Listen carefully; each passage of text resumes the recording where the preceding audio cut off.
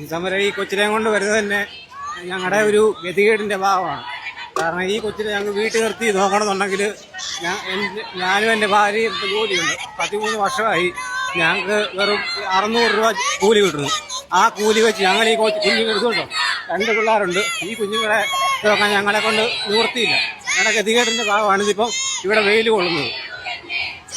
കാരണം ഇപ്പൊ ഞങ്ങൾക്ക് ഇവിടുന്ന് ഇനിയിപ്പം ഒരു തീരുമാനമാകാതെ ഞങ്ങൾക്ക് പോകാൻ പറ്റത്തില്ല. നേടിയെടുക്കും നിങ്ങൾ നേടിയെടുക്കാൻ പറഞ്ഞാൽ ഞങ്ങളുടെ ജീവിതമാർഗ്ഗമേ ഉള്ളൂ, ഇതേ ഉള്ളൂ.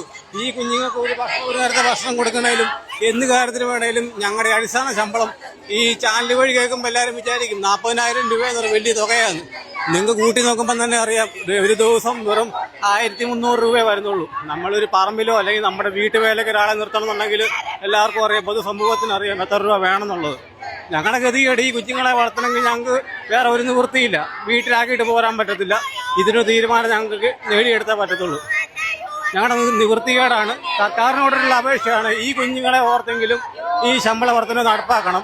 അധികം ഒന്നും ചോദിക്കുന്നില്ല. വെറും 1333 രൂപ ഞങ്ങൾ ചോദിക്കുന്നുള്ളൂ.